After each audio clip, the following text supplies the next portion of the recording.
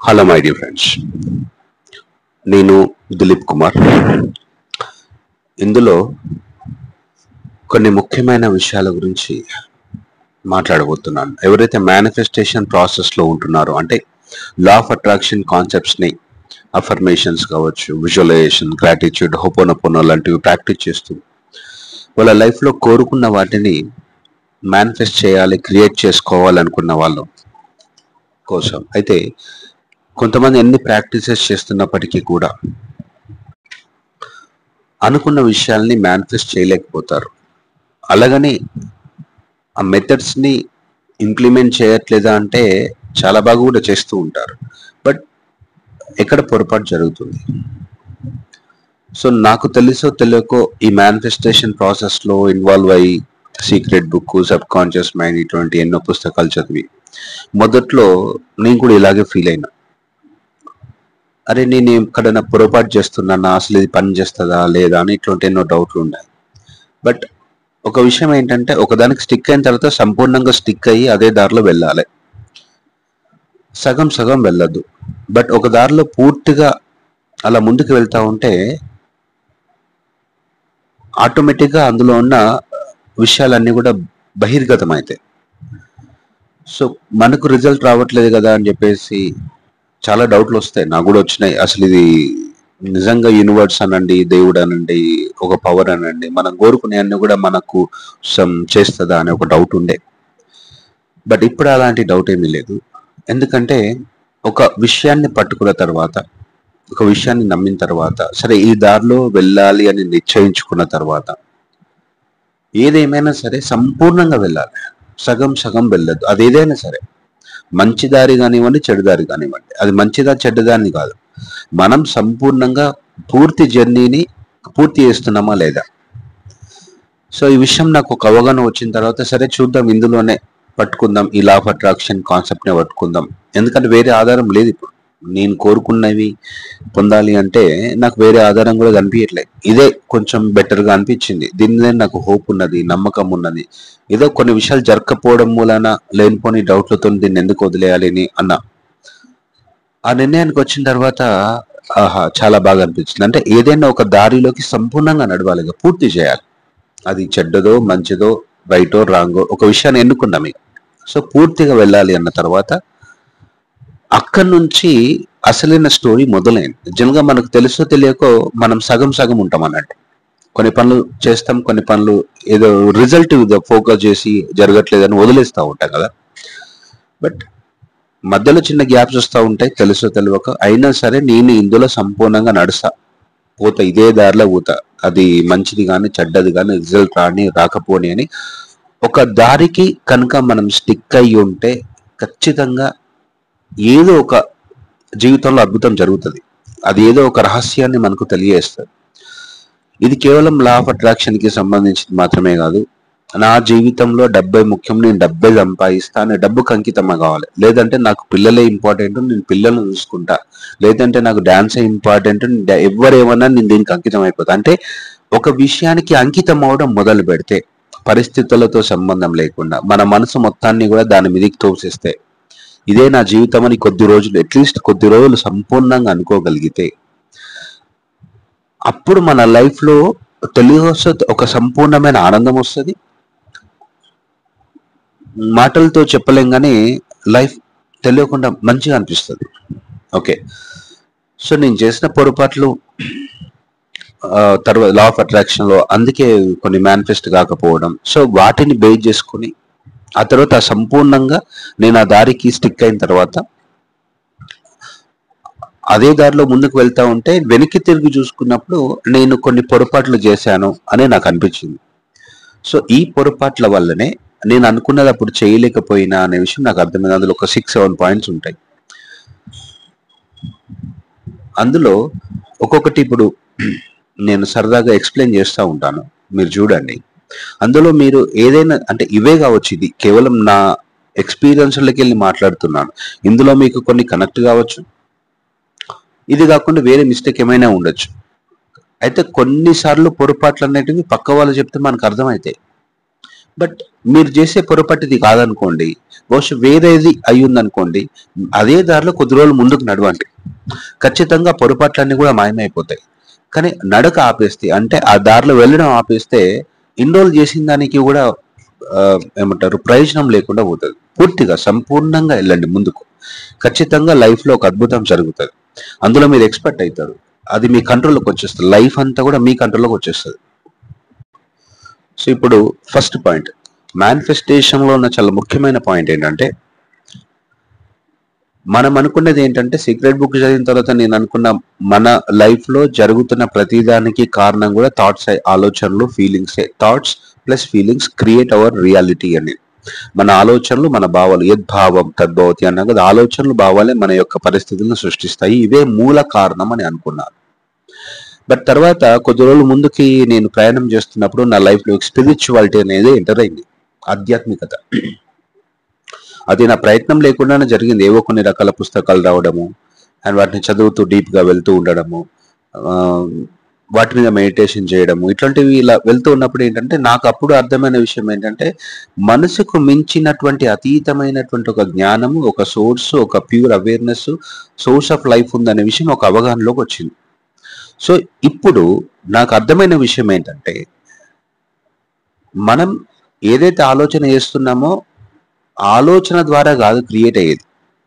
ఈ సోర్స్ ఏదైతే ఉందో, మనం శరీరానికి, మనసుకు అతీతమైన ఒక శక్తి వల్లనే అసలు సృష్టి జరుగుతుంది. సృష్టికి మూల కారణము ఒకటి ఉంది. సో ఆ మూల కారణమైన దాన్ని మనము మిస్ అవుతున్నాం. సో ఆలోచనలు, భావాల ద్వారా కాదు సృష్టి జరిగేది. ఇప్పుడు మన జీవితంలో మనం కోరుకున్నటువంటి పరిస్థితులను సృష్టించాలంటే మూల కారణం ఆలోచన, ఫీలింగ్స్ కాదు. అయితే నేను అంటున్నది ఇక్కడ జాగ్రత్తగా చూడండి, ఆలోచనల ద్వారా, మన ఫీలింగ్స్ ద్వారా సృష్టి జరుగుతుంది, బట్ మూల కారణం థాట్స్ అండ్ ఫీలింగ్స్ కాదు. ఎట్లా ఎక్స్ప్లెయిన్ చేయాలంటే, ఓకే, ఒక చిన్న ఎగ్జాంపుల్. ఇప్పుడు మన రూమ్ లో వెలుతురు ఉంది, వెలుతురు వస్తుంది, ట్యూబ్ లైట్ పెట్టాము, కనెక్ట్ చేసాం, ట్యూబ్ లైట్ ద్వారా వెలుతురు వస్తుంది, కానీ వెలుతురు రావడానికి మూల కారణం ట్యూబ్ లైట్ కాదు.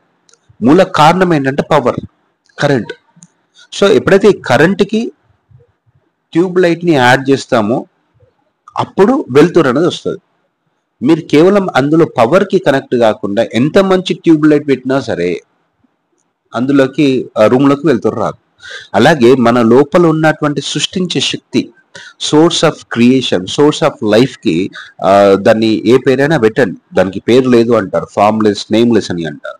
సో సృష్టించే ఒక అనంతమైన హయ్యర్ పవర్ ఏదైతే ఉందో, సో దానికి కనెక్ట్ అయిన తర్వాత అక్కడి నుంచి ఒక థాట్ చేస్తే చాలు, then the thought or feeling can manifest. But మనం ఏం చేస్తున్నామంటే విపరీతంగా ఆలోచిస్తున్నాం. అంటే కరెంటు లేదు కానీ ఎంత పెద్ద మంచి హై వోల్టేజ్, సూపర్ మంచి కాస్ట్లీ బల్బు పెడితే వెలుతురు రాదు కదా. మనం గొప్ప గొప్పగా ఆలోచిస్తున్నాం, ఎంత గొప్పగా అంటే నాకు ఇది కావాలి, అది కావాలి, ఎందుకంటే కనీసం ఆలోచించాలి, గొప్పగా ఆలోచించాలి, థింక్ బిగ్, పాజిటివ్ థింకింగ్ అని ఇలాంటి ఉంటాం కదా. సో వీటి ద్వారా అవన్నీ నేను కూడా ఇలాగే బాగా ఆలోచించి చివరికి తలనొప్పి వచ్చేది, అమ్మ ఒక్కటి కూడా అనుకున్నది జరుగుతలేదు, ఏంది ఇది, అసలు జరుగుతుందా లేదా అనేది. తర్వాత అర్థమైన విషయం ఏంటంటే, మనం మరీ అంత టూ మచ్ ఎఫర్ట్స్ పెట్టి ఆలోచించాల్సిన అవసరం లేదు, hundreds of times, thousands of times affirmations ఇవ్వాల్సిన అవసరం లేదు. సింపుల్ గా ఈ థాట్ ని కనెక్ట్ చేయాలి లోపల ఉన్న పవర్ కి, తర్వాత రిలాక్స్ గా అదే జరిగిపోతుంది అన్న ఒక కాన్ఫిడెన్స్ వచ్చింది. సో అప్పటి నుంచి then I completely focused on how to connect that higher power. ఇంకా సో నేను అఫర్మేషన్స్, విజువలైజేషన్స్ అనేటివి తగ్గిపోయి ఆ లోపల ఉన్న పవర్ ని ఎట్లా కనెక్ట్ కావాలనే వచ్చాం. ఇప్పుడు దాన్ని మనం యూనివర్సల్ పవర్ అంటాం, యూనివర్సల్ కి ఎట్లా కనెక్ట్ కావాలి అని. సో దీనికి ఎట్లా కనెక్ట్ కావాలనే విషయాల మీద. అయితే నా అదృష్టం ఏంటంటే, నేను పెద్దగా ఆలోచించకుండానే అలాంటి పుస్తకాలు నా లైఫ్ లోకి రావడం, వాటిని చదువుతూ ఉండడం, అదొక మ్యాజికల్ గా జరిగిపోయింది అది అంతే. ఎందుకంటే లోపల ఒక పవర్ ఉంది, దానికి కనెక్ట్ కావాలి అనే విషయం కూడా అది ఇట్ హ్యాపెన్. ఎందుకంటే కొన్నిటిని మనము మాటల ద్వారా ఎక్స్ప్లెయిన్ చేయలేం. సో మీ లోపల ఉన్నటువంటి ఒక energy, higher consciousness, soul power, higher power, universal power and consciousness, pure awareness అనేది ఒకటి ఉంది. సో ఫస్ట్ దీన్ని మనం యాక్టివేట్ చేయాలి. అది యాక్టివేట్ అయిందనే విషయం ఎట్లా తెలుస్తుంది అంటే మైండ్ అంతా రిలీఫ్ గా ఉంటుంది, వేరే థాట్స్ ఏమి ఉండవు, ప్రశాంతంగా అనిపిస్తూ ఉంటుంది, బాడీ చాలా లైట్ వెయిట్ గా అనిపిస్తూ ఉంటుంది. అండ్ చాలా విషయాల లోపల ఒక తేలికతనం వస్తుంది. సో అయిపోయిన తర్వాత అందులోకి వెళ్ళి ఒక థాట్ చేయండి. జస్ట్ ఊరికి ఒక 5 minutes అలా సరదాగా ఒక చిన్న విజువలైజేషన్ చేస్తే చాలు, అది జరిగిపోతుంది అంతే. సో ఇప్పుడు ఇది విన్న తర్వాత ఎవరికైనా ఏమనిపిస్తుంది అంటే మరి ఆ లోపల ఉన్న పవర్ని ఎట్లా కనెక్ట్ కావాలి అనే దానికి ఒక థాట్ వస్తుంది. ఇప్పుడు ఇక అఫర్మేషన్స్ విజువలైజేషన్స్ కాదు, ఆ లోపల ఉన్న పవర్ని కనెక్ట్ కావాలి. సృష్టికి మూల కారణమైన దాన్ని మనం ఫోకస్ చేయాలి. దాన్ని గ్రహించి దానితో గనుక కనెక్ట్ అయి ఉంటే జరుగుతుంది అనే విషయం ఒక్కసారి కనుక అవగాహనలోకి వచ్చింది అనుకోండి, ఇప్పుడు వెంటనే ఇక మనసు అంతా కూడా మరి దాన్ని ఎట్లా కనెక్ట్ కావాలి. సో దీనికి సంబంధించి నేను ఒక 20 days 30 days regular session plan చేస్తున్నాను. దాని గురించి నేను తర్వాత డీటెయిల్గా చెప్తాను. ఓకే, అండ్ డెఫినెట్గా మొత్తంగా మారిపోతుంది. అది ఎలా మారిపోతుంది అంటే మీరు కళ్ళ కూడా ఊహించలేరు. చాలా అద్భుతంగా ఉంటుంది లైఫ్. చాలా అంటే మీరు చాలా పీస్ఫుల్గా ప్రశాంతంగా ఉంటారు. మీకు తెలియకుండానే అన్ని మీకు అనుకూలంగా మారిపోతూ ఉంటాయి. తేలిగ్గా ఉంటుంది, రోజంతా చాలా హాయిగా తేలిగ్గా ఉంటుంది, చాలా బాగుంటుంది. సో ఫస్ట్ పాయింట్ ఇది.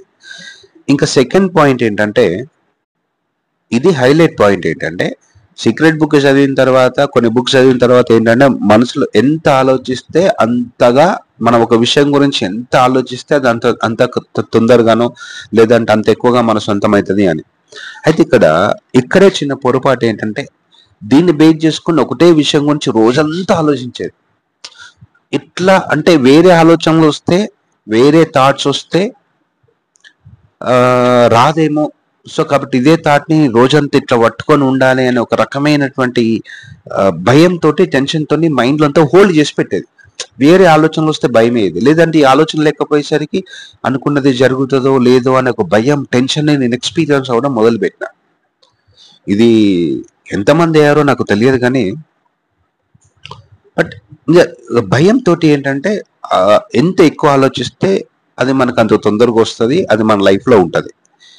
సో ఎక్కువ ఆలోచించేది, విపరీతంగా థింక్ చేసేది, దాంతో పిచ్చిలు వేసేది, మెంటల్ ఎక్కేది, అండ్ కోపం వచ్చేది, ఫ్రస్ట్రేషన్ వచ్చేది, వేరే ఆ థాట్ చేయాలని కూడా భయం వేసేది, ప్రశాంతంగా ఉండకపోయేది.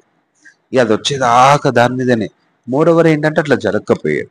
సో ఫస్ట్ రీజన్ ఏంటంటే మనలో ఉన్న హయ్యర్ పవర్ని కనెక్ట్ కాకపోవడం మూలానైతే. రెండోది ఏంటంటే మరి టూ మచ్ ఎక్కువ శ్రమ పెట్టద్దు. Too much of efforts leads to డిస్పరేషన్, lakh, and అది మనకి దూరం అయ్యేటట్టు చేస్తుంది. ఇప్పుడు మెయిన్ థింగ్ ఏంటంటే ఆలోచనల వల్లనే అన్ని జరుగుతున్నాయి అనే ఒక రకమైన భ్రమపూరితమైన విషయాన్ని నమ్మడం మూలానే ఎక్కువ ఆలోచిస్తున్నాం. మీరు ఏమన్నా ఆలోచించండి, ఆలోచనలకు ఏ విలువ లేదు. మీరు టూ మచ్గా ఆలోచించాల్సిన అవసరము లేదు. ఒకవేళ నెగిటివ్ థాట్స్ వచ్చినా కూడా దాని గురించి పెద్దగా పట్టించుకోవాల్సిన అవసరం కూడా లేదు. ఓకే, సో ఏమన్నా ఆలోచనలు టూ మచ్గా ఆలోచించాలి, రోజంతా ఆలోచించాలి అని కొంతమంది హండ్రెడ్స్ ఆఫ్ టైమ్స్ ఏ పని చేస్తున్నా సరే రిపీట్ చేస్తూ ఉంటారు. ఇక్కడ మళ్ళీ నేను కూడా అలా హండ్రెడ్స్ ఆఫ్ టైం చేస్తూ పిచ్చి లేపుకున్నాను, మైండ్లో తలనొప్పి వచ్చేది. బట్ అది కూడా నాకు ఒక అనుభవం లాగా మరి తర్వాత చాలా హెల్ప్ అయింది లేండి. అంటే మనం చేసే ప్రతి పొరపాటు కూడా మన ఎదుగుదలలో ఒక భాగమే. దాన్ని ఒక పొరపాటులాగా చూస్తూ దూరం పెట్టద్దు బలవంతంగా. ఓకే, సో గొప్ప ఆలోచనలు చేయాలనే విషయాన్ని పక్కన పెట్టాడు. ఎక్కువసేపు ఆలోచించాలి, టూ మచ్గా ఆలోచించాలి, ఎంత ఎక్కువ ఆలోచిస్తే అంత వస్తుంది అట్లా కాదు. మనసు ఎంత ఖాళీగా ఉంటే అంత అద్భుతంగా మేనిఫెస్టేషన్ జరుగుతుంది. Free mind, relaxed mind, conscious mind, మనసు ఎంత ఖాళీగా ఉంటే ఆ ఖాళీ మనసులోకి వెళ్ళి ఒక్క థాట్ సరిపోతుంది అన్నట్టు. ఇప్పుడు చాలా ఎక్కువగా చెట్లు ఉన్నాయి, అంటే చాలా ఎక్కువగా మొక్కలు ఏమంటారు చెట్లు ఉన్నాయి అనుకోండి, అక్కడ విత్తనాలు వేస్తే పెరగవు. నేల ఎంత ఖాళీగా ఉంటే, సారవంతంగా ఉంటే ఒక విత్తనం వేస్తే చాలా మంచిగా పెరుగుతుంది అన్నట్టు. మైండ్ ఎంత ఫ్రీగా ఉంటే, ఎంత రిలాక్స్డ్గా ఉంటాయి. So too much of thinking చేయాలి, రోజంతా అదే ఆలోచించాలి అన్న నెగిటివ్ ఫీలింగ్లోకి వెళ్ళి బయటికి రావడం.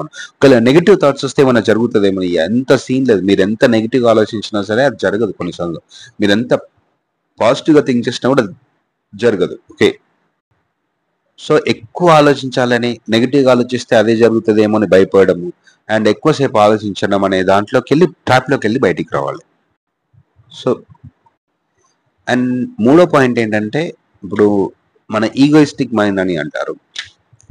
అందులోకి వెళ్ళి మనం కోరుకుంటాం జనరల్ గా, నాకు ఇప్పుడు కావాలి వెంటనే, ఈ రోజు నాకు పెద్ద సమస్యలు ఉన్నాయి, నాకు అప్పులు ఉన్నాయి, అప్పులలో చదువుతున్నారు, లేదంటే నేనేందో గ్రేట్ చూయించుకోవాలి కాబట్టి నాకు ఇది వెంటనే కావాలి, నా గురించి గొప్పగా మాట్లాడుకోవాలను, లేకపోతే నాకు అవసరం ఉందను.